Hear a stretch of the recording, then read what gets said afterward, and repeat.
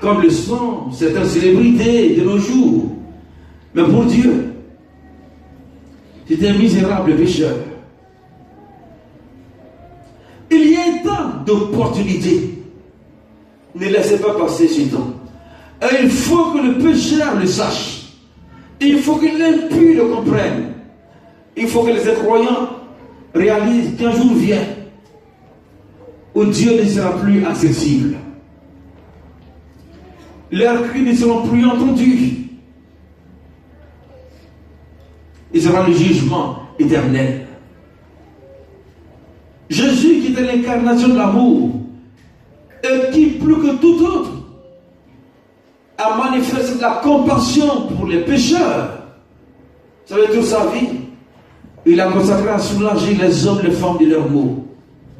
Eh bien, c'est le même Jésus qui parle de grincement des dents, de feu éternel et de fer qui ne meurt pas, mais qui ronge indéfiniment l'incroyant, l'impie, le pécheur qui ne s'est pas repenti. Nous avons une responsabilité vis-à-vis des hommes, vis-à-vis des pécheurs, vis-à-vis des femmes qui vivent dans l'immoralité. Nous avons un devoir, nous avons un rôle à jouer. Notre engagement doit répondre à cela. Notre mission est d'aller vers la jeunesse qui court à la dérive, enchaînée par les vices immondes et infâmes. Voyez, la société aujourd'hui, malheureusement, à bien des égards, contribue à cela. Quand nous voyons le mal qui triomphe au travers des médias, la violence, le crime, l'alcool, qui prospère, on se demande où va le monde. Quelqu'un a dit que ce monde était fou. Mais il y a bien longtemps que les prophètes ont prédit et annoncé cela. Nous sommes appelés à regarder les choses comme Dieu les voit. Et que dit Jésus? Les champs sont mûrs. Quelqu'un vous attend. Quelqu'un qui est en train de mourir attend que vous alliez vers lui. Et vous les trouvez partout dans les rues, par tous les chemins, le long des haies, dans le métro, dans les hôpitaux, dans les supermarchés. Les hommes qui vivent privés de Dieu, qui vivent éloignés de Dieu, qui courent peut-être après l'argent, après le plaisir, mais qui au fond d'eux-mêmes sont en train de mourir. Ils sont à quelque part de l'enfer. Nous devons les embrasser. Nous devons y penser jour et nuit. Il ne faut pas attendre seulement que la personne soit à quelques minutes de la mort. Au moment où les médecins disent il faut le débrancher, on ne peut plus rien faire pour accourir à son chevet. C'est maintenant. Jésus dit la nuit vient où l'on ne peut plus travailler. La nuit vient quand on est malade et que l'on perd ses facultés. Quand les forces nous abandonnent et qu'on n'a plus tout à fait la lucidité d'autrefois à cause de la vieillesse, pour cause des maladies, c'est maintenant qu'il faut répandre l'évangile.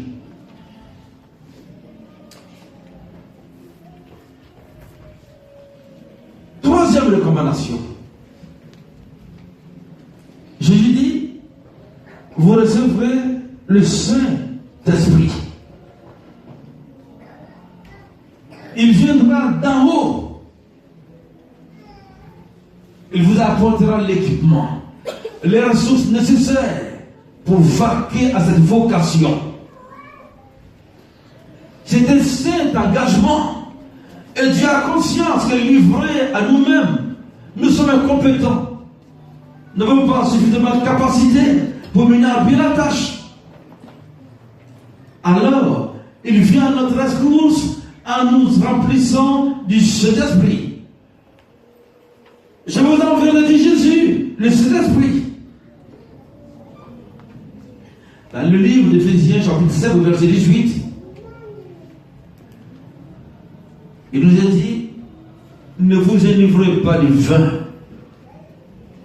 Combien au milieu de nous ont encore du vin tous les midis à leur table?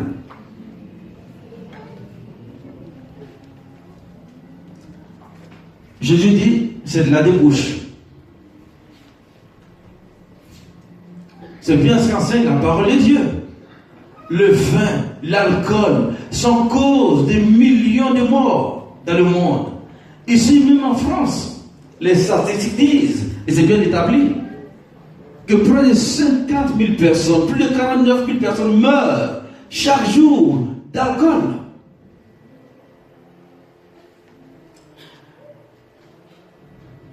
Je sais que ces prédicateurs vous disent, il suffit de ne pas tomber dans l'ivresse pour que Dieu passe dessus. C'est pas ce qui est consigné dans la Bible que j'ai dit ce matin.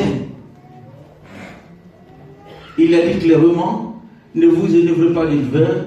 Autrement dit, passez-vous du vin, passez-vous de l'alcool. C'est de la débauche.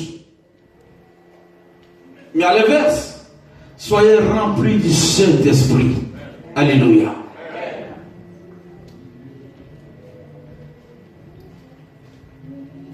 Je connais un jeune homme qui, avant de se tourner vers le Seigneur, menait une vie dispendieuse, une vie de plaisir, une vie de licence, une vie de débauche. Sa voix était parfaitement déréglée. Il collectionnait les aventures sexuelles, une femme, puis une autre, puis passait à la suite. Au détour du Douriel, l'évangile lui a été prêché. Il y a cru. Et depuis,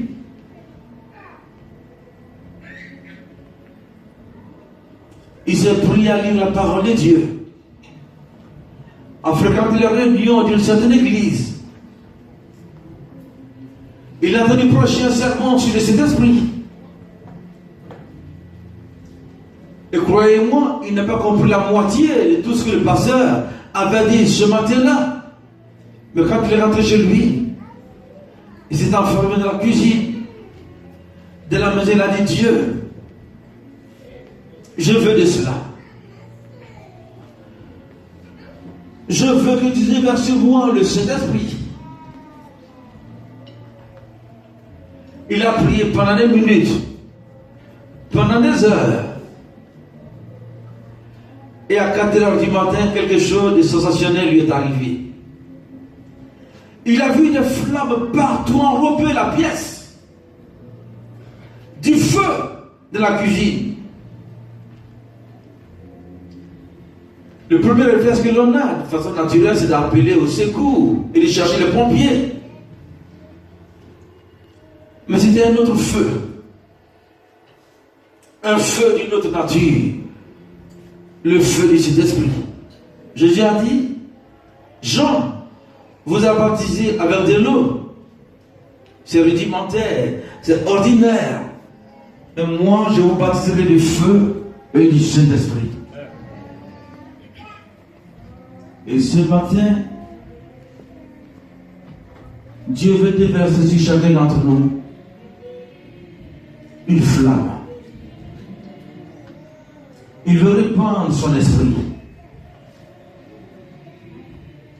La Bible dit, dans le livre du prophète Ésaïe, chapitre 28, verset 11, c'est par des lèvres balbutiantes que je parlerai à ce peuple. C'est un langage barbare, un langage étrange. Dans quelques minutes, l'esprit va se saisir de vos lèvres. Et beaucoup vont se mettre à hurler des langues, à parler des langues qu'on n'a jamais apprises, nulle part. Aucune faculté n'enseigne cela, mais vous allez simplement le vivre. de façon surnaturelle, l'Esprit de Dieu va se servir de vous. Dieu dit, crie à plein gosier. Il se chargera de faire le reste. Vous parlerez ce matin à de nouvelles langues. Il vous baptisera. Il vous remplira de son onction. Vous allez déborder de prophéties, de paroles, de connaissances. Certains patrons, ce lieu rempli de force. Vous deviendrez entre les mains du Seigneur des instruments pour apporter la délivrance et la guérison. Et quand le Saint-Esprit va commencer à se manifester, là-dessus, vous pouvez croire, les démons vont partir. Les œuvres, la sorcellerie vont disparaître. Des vies vont être transformés. Dieu va impartir dans votre nature son caractère, sa vie.